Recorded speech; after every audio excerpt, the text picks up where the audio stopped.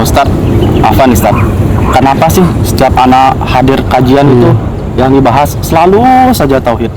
Emang seberapa penting sih tauhid, Ustadz? Emang antum sering ngaji? Alhamdulillah, anak Lumayan. lumayan hadir kajian gitu lah, Ustadz. Iya. Selama anak hadir kajian yang Ustadz yang bahas selalu masalah tauhid melulu. Sering mungkin ya. Iya, dikit-dikit tauhid, pokoknya tauhid. Emang seberapa penting sih tauhid, Ustaz? Gak antum sendiri memahami tauhid itu apa sih? Tauhid itu Nah, apa? sepengetahuan ana, tauhid itu ya tentang Allah yang Maha Pencipta langit dan bumi, Ustaz. Nah, setahu ana tauhidnya semacam itu, Ustaz. Bahwa Allah Maha Pencipta gitu ya, yang menciptakan langit dan bumi. Pencipta langit dan bumi. Nah, setahu ana tauhid seperti itu, Ustaz.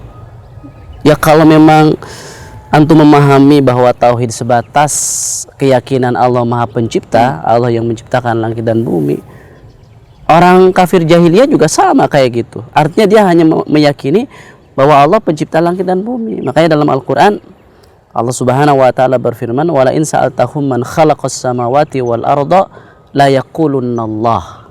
Seandainya engkau bertanya, maksudnya Nabi Muhammad SAW, kepada mereka, kepada orang-orang kufar jahiliyah, kaum musyrikin, siapa yang menciptakan langit dan bumi? Niscaya mereka menjawab Allah. Maka tauhid itu tidak sebatas itu. Bahkan inti daripada tauhid itu sendiri adalah bagaimana kita beribadah hanya kepada Allah Subhanahu wa taala. Maka la ilaha illallah itu tidak bisa diterjemahkan tidak ada pencipta kecuali Allah. Ya karena bukan itu intinya. Intinya itu keyakinan bahwa hanya Allah yang berhak diibadahi, tidak ada yang lainnya. Dan itulah dakwah para anbiya, sebagaimana yang Allah Subhanahu wa taala tegaskan, walaqad ba'atsa fi kulli ummatin rasula an i'budullah wajtanibut taghut. Dan kami telah mengutus pada setiap umat itu seorang rasul. Dakwahnya itu sama. Ubudullah ijtanibut taghut. Beribadahlah hanya kepada Allah dan tinggalkan tagut. Tagut itu segala sesuatu yang diibadahi selain Allah Subhanahu wa taala. Antum sendiri tahu nggak Islam itu apa? Pernah nggak antum mendapatkan penjelasan apa arti Islam itu apa? Nah, kalau arti Islam sih yang selama ini anak ketahui itu Islam artinya selamat, Ustaz. Selamat gitu. Iya, anak ketahui seperti itu, Ustaz. Ya secara bahasa pun apa hubungan Islam selamat ya. Jadi Islam itu kata para ulama, Islam itu al-istislamu lillahi bit-tauhid wal inqiyadu lahu bit-ta'ah wal bara'atu minasyirki wa ahlihi. Islam itu artinya berserah diri kepada Allah dengan mentauhidkan Allah. Berserah diri, Ustaz, ya.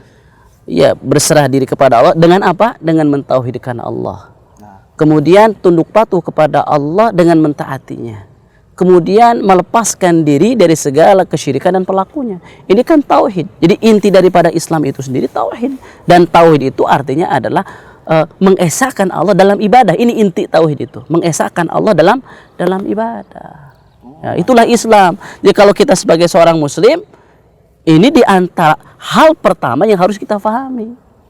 Hal pertama yang harus diajarkan oleh orang tua kepada anak-anaknya. Jadi bukan calistung ya. Sebagian orang anak-anak harus bisa calistung. Bukan calistung dulu, justru tauhid. Menarik itu yang disebutkan oleh Imam Al-Ghazali dalam kitabnya Ihya itu. Beliau mengatakan begini. Jadi kalau ada anak di waktu pagi itu diketahui oleh orang tuanya bahwa dia sudah balik, kata beliau, maka hal pertama yang harus diajarkan oleh orang tua kepada anaknya adalah la ilaha illallah. Tauhid ini. La ilaha illallah. Hal yang pertama yang harus diajarkan. La ilaha illallah, la ma'budu bihaqqin illallah. Enggak ada yang berhak diibadahi dengan benar kecuali Allah Subhanahu wa taala. Jadi bukan calistung ya. Makanya para sahabat bercerita ya, dalam sebuah athar para sahabat bercerita bahwa kana Nabi sallallahu alaihi wasallam yu'allimunal iman qabla al-Quran. Nabi SAW itu dulu mengajarkan kami ketika kami masih kecil itu iman dulu baru Al-Quran. Lalu apa inti daripada keimanan itu? Dijelaskan dalam hadis yang lain. Nabi SAW bersabda, al-imanu bid'un wa sab'una syu'bah. iman itu ada 70 sekian cabang. Dalam riwayat lain 70. 60 sekian cabang. Lalu kata Nabi SAW, la ilaha illallah.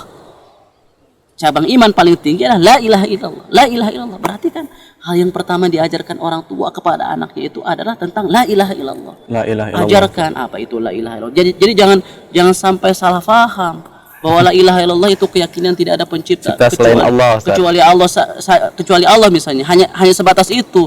Kalau itu yang dimaksud dengan la ilaha illallah, maka orang-orang kufar Quraisy pun, orang-orang musyrikin pun meyakini. Itu penting. Makanya kenapa tauhid diulang-ulang? Diulang-ulang. Kata guru saya harus ratusan ribu diulang-ulang. Masya Allah, ratusan ribu. Iya, jangan hanya satu kali atau dua kali. Karena tauhid ini adalah inti agama Islam. Inti agama. Jadi tadi makanya definisi Islam kan seperti itu. Inti agama Islam itu adalah tauhid. Nah. Demikian pula Allah Subhanahu wa taala menciptakan kita kan untuk mentauhidkannya, agar kita mentauhidkannya. Sebagaimana yang Allah Subhanahu wa taala firmankan dalam surah Az-Zariyat, "Wa ma khalaqtul jinna wal insa illa liya'budun." Tidaklah aku menciptakan jin dan manusia kecuali agar mereka beribadah hanya kepadaku. Imam Ibnu Katsir mengatakan hanya beribadah kepadaku artinya mentauhidkan. tauhid. Iya, Tauhid. mentauhidkan, karena inti tauhid adalah beribadah hanya kepada Allah Subhanahu wa taala.